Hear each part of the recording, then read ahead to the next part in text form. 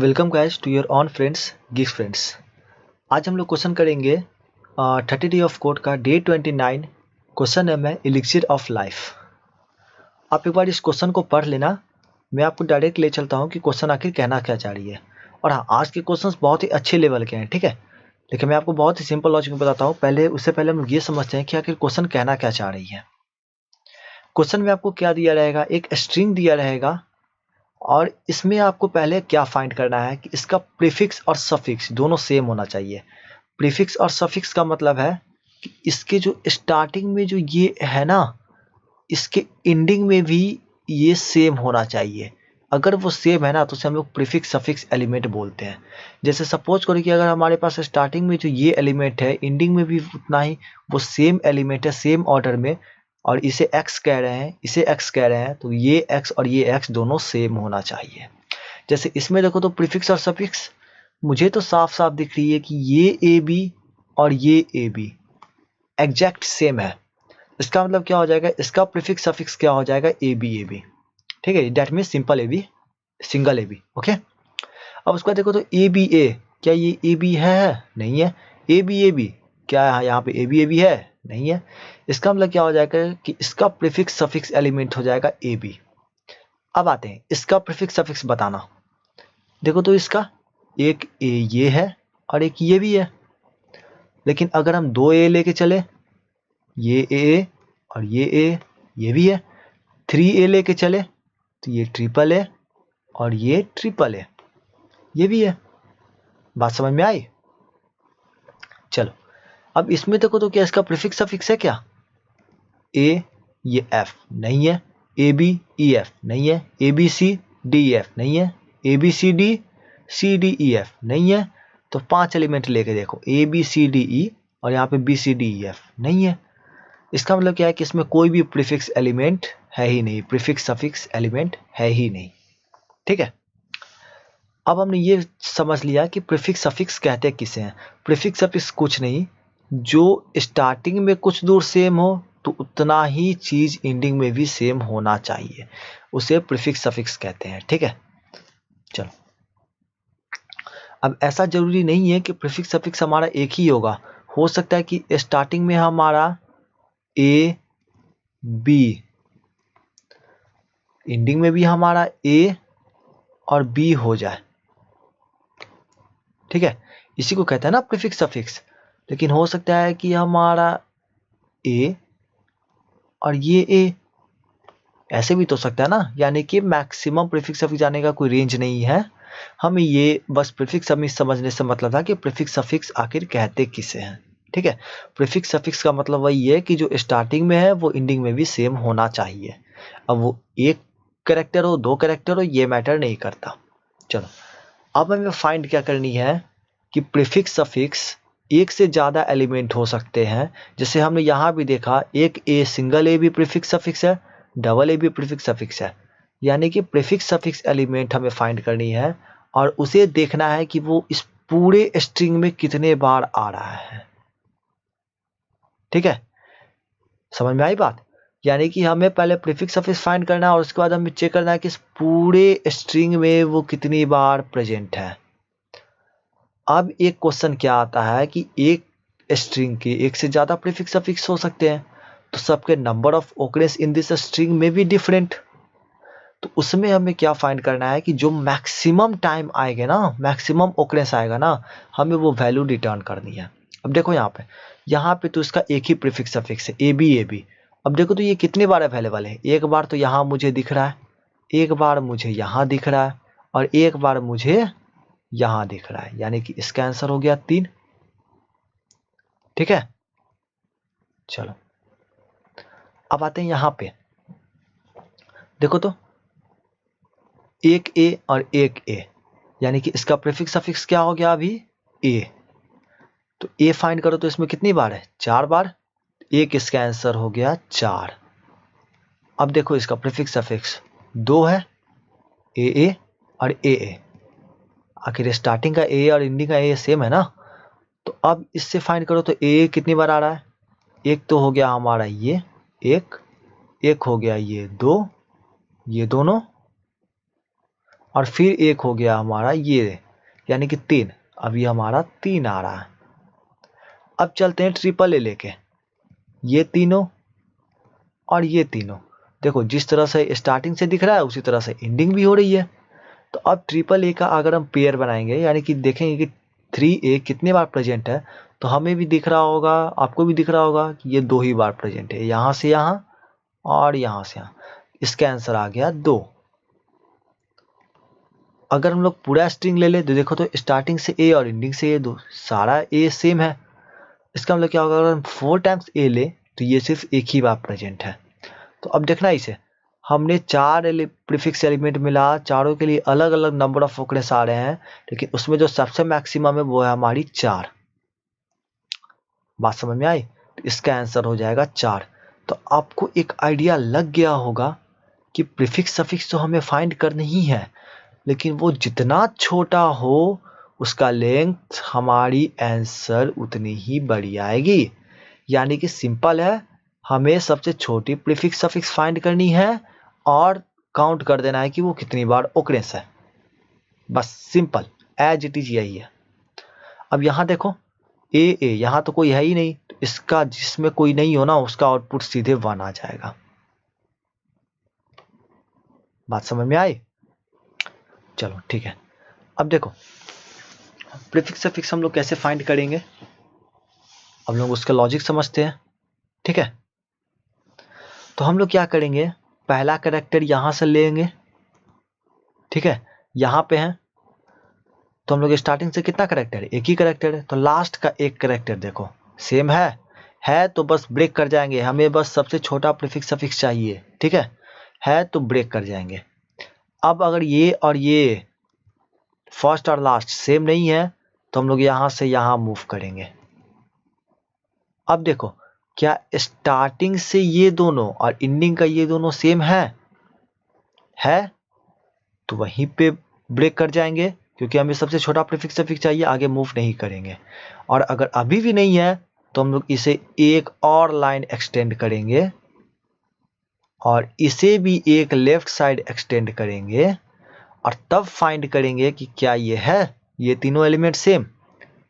अगर है तो ब्रेक कर जाएंगे, नहीं है तो नहीं ब्रेक करेंगे, आगे कंटिन्यू करते जाएंगे। ये इधर की ओर जाएगा, ये इधर की ओर जाएगा, कब तक, ये यहाँ पहुंचेगा और ये यहाँ तक पहुंचेगा। अगर कहीं नहीं मिला तो सिंपल है, आंसर 1। यानी कि आई होप आपको क्वेश्चन समझ में आ गई होगी। अब एक बार इसे खुद से अप्रोच करो कि इसे कैसे फाइंड आउट करनी है। ठीक है, आई होप कि आपने सोच लिया होगा। पहले आप इसे दिन भर खुद से ट्राई करो, अगर आपसे होती है तो ठीक, नहीं होती है तब जाके अगर आपको अंदर से आवाज़ आए कि हाँ यार मैंने अपना बेस्ट दे लिया, मैंने अपना ट्राई कर लिया, मुझसे नहीं हुआ, तब मैं यहाँ पे आ गया हूँ सीखने के लिए। ठीक है, क्योंकि अगर आप डायरेक्ट आते हो और डायरेक्ट अगर आप यहाँ पे आप सॉल्यूशन देखते हो ना तो उसका कोई मतलब नहीं होता है फिर। बात समझ में आई? यानी कि सबसे पहले क्या करनी है कि हमें अपने तरफ से 100% ट्राई कर लेना है, और फिर अगर अंदर से वो फील आए ना कि हाँ मैंने अपने तरफ से पूरा ट्राई कर लिया अब नहीं हो रहा है, तब आप सॉल्यूशन पे जाओ, उसमें कोई गलत नहीं है, हमें बस सीखने से मतलब है ना। चलो अब हम लोग क्या करते हैं, इसका अप्रोच देखते हैं। अप्रोच क्या है, अप्रोच भी बिल्कुल सिंपल है। मैं इसे थोड़ा सा छोटा फिगर कर देता हूँ, आई होप दिख रहा होगा। इसमें क्या है ना कि हम लोग एक फंक्शन पहले पढ़ लेते हैं, str.substr। ये str.substr क्या करता है कि इस स्ट्रिंग में से ना सब स्ट्रिंग फाइंड आउट करके देता है। अब जैसे देखो आई और के का मतलब क्या है कि आई इंडेक्स से नेक्स्ट के कैरेक्टर वो रिटर्न करेगा। ठीक है, यानी कि आई इंडेक्स से नेक्स्ट के कैरेक्टर। अब देखो अगर हम लोग 5 पे खड़े हैं और यहाँ पे हमें 6 कैरेक्टर चाहिए अगला, तो कहाँ से कहाँ तक मिलेगा, 5 इंक्लूडिंग, यानी कि 5 तो खुद है ही और नेक्स्ट 5 यानी कि 10, 5 to 10, 5 6 का मतलब है। समझ में आया? इसका मतलब आई और के है तो क्या होगा, आई और आई प्लस के माइनस 1। ठीक है, अब हम एक एग्जाम्पल से समझते हैं। जैसे एसटीआर में हमने क्या दिया है, गिग्स फ्रेंड्स। ठीक है, आप लोग ये मत समझना कि मैं अपने चैनल का वो पब्लिसिटी कर रहा हूँ। ठीक है, मैं बस सीखने से मतलब रख रहा हूँ, मुझे और कोई नाम याद नहीं आ रहा था तो मैंने यही दे दिया। चलो गिग्स फ्रेंड्स 05 05 का मतलब क्या है कि 0 से शुरू करनी है और नेक्स्ट 5 कैरेक्टर हमें लेना है। कहाँ तक आ जाएगा? गिग्स तक आ जाएगा। 1 2 3 4 5 यानी कि गिग्स। ठीक है, तो 0 और 5 str.substr 05 क्या रिटर्न करेगा? गिग्स। अब नेक्स्ट क्या है? 5 to 7। 5 से शुरू करो तो 5 index 0 1 2 3 4 5 then 5 and then next 7 characters from this including then 1 2 3 4 5 6 7 या सो 5 7 क्या रिटर्न करेगा? फ्रेंड्स। बात समझ में आई? ये str.substr क्या है? आप लोग इसे खुद मैनुअली भी कर सकते हो, लेकिन मैंने एक आपको डायरेक्ट फंक्शन बना दिया जो कि stl का है, str.substr। ओके, अब देखो, अब हम लोग इसमें क्या करेंगे? आई में हम लोग क्या करेंगे? 0 से लेकर के स्ट्रिंग की लेंथ तक लूप चलाएंगे। ठीक है, 0 से लेकर के स्ट्रिंग से लेंथ तक लूप चलाएंगे। सपोज करो कि वो हमारी n है। ठीक है, अब देखो आई अगर 0 है तो हम लोग इंड से देखेंगे, ये हमारी कौन सी इंडेक्स हो जाएगी? n-1। तो n-1, ठीक है, से कहां तक? आई तक। ठीक है, लेकिन एक बात बताना, n-1 तो ठीक है, अगर आई 0 है तो n-1 और उसके बाद 0 करेक्टर, यानी कि कुछ नहीं लेना है क्या? एक करेक्टर तो कम से कम लेना ही है ना। तो हम लोग लूप चलाएंगे 0 से नहीं 1 से। ठीक है, आप समझ में आई हम लोग 1 से क्यों चला रहे हैं? हाँ, n-1 से आई और 0 से आई। बात समझ में आई? क्या कह रहे हैं? n-1 से आई और 0 से आई, यानी कि हम लोग यहां से चल रहे हैं तो 0 से 1 यानी कि ये फर्स्ट कैरेक्टर, देन n-1 से फर्स्ट यानी कि ये फर्स्ट कैरेक्टर, दोनों मैचिंग है।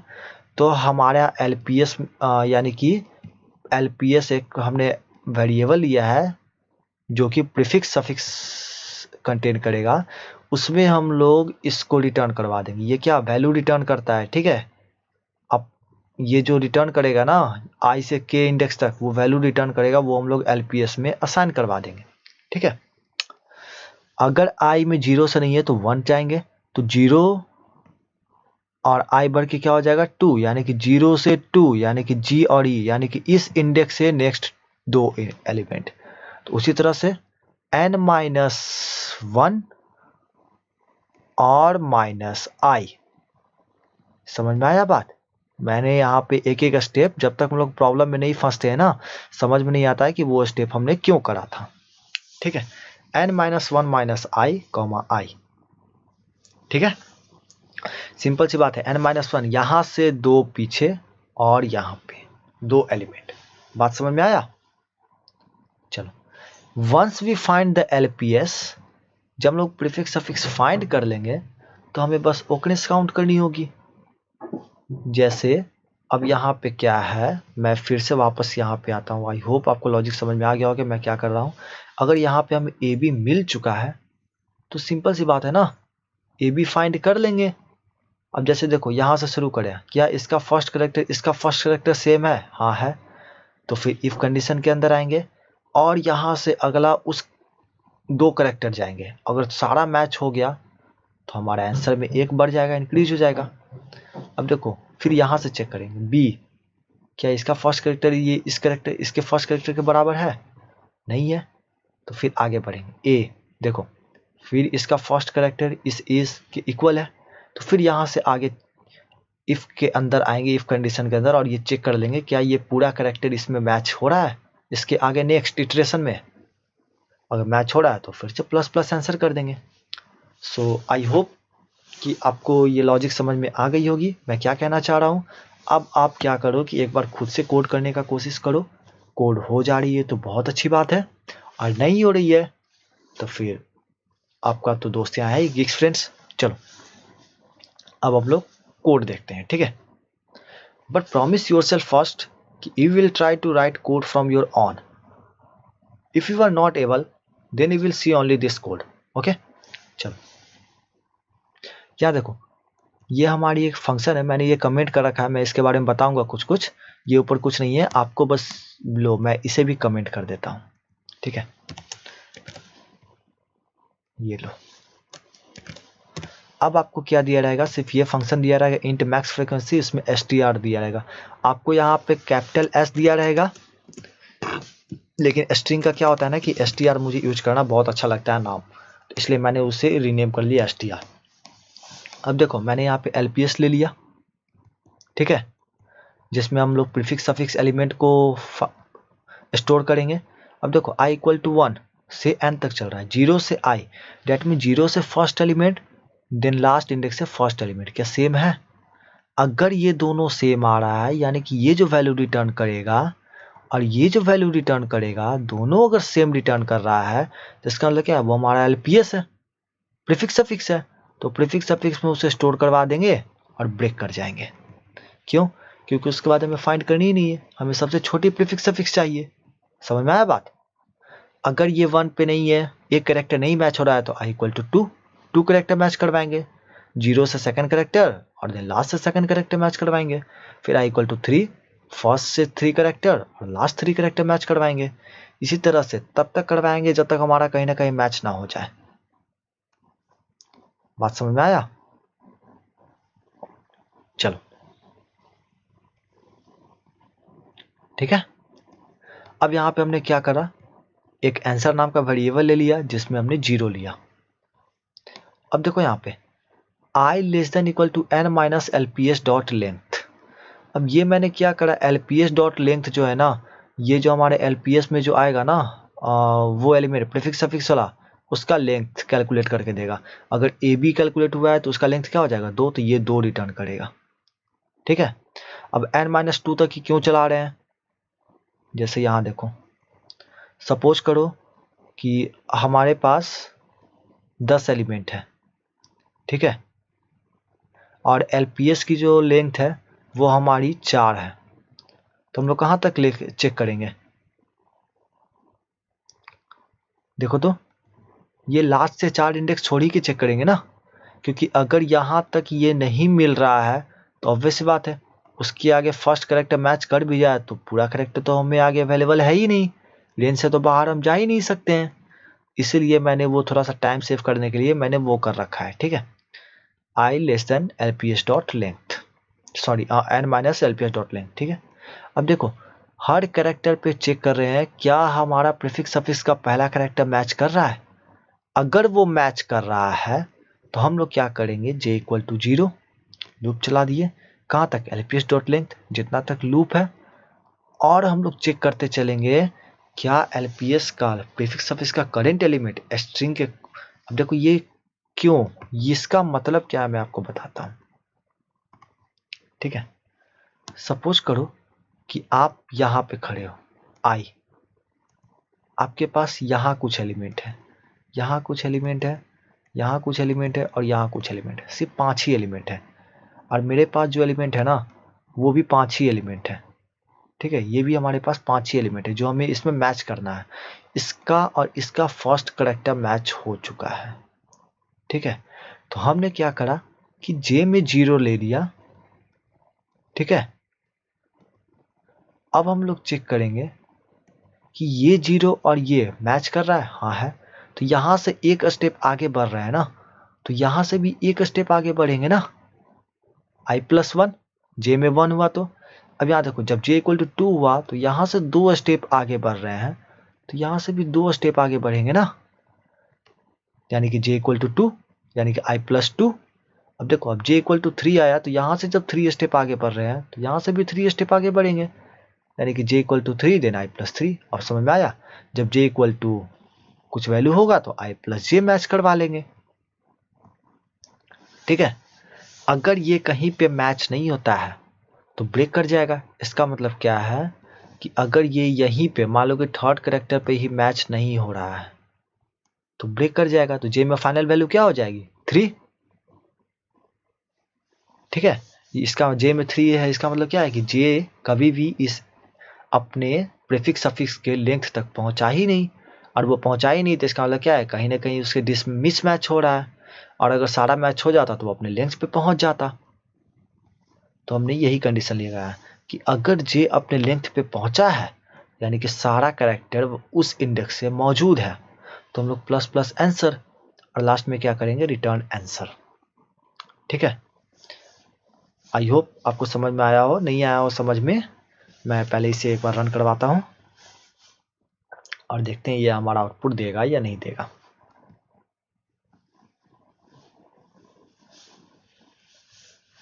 या देखो, ये हमारा सक्सेसफुली अब आउटपुट दे दिया।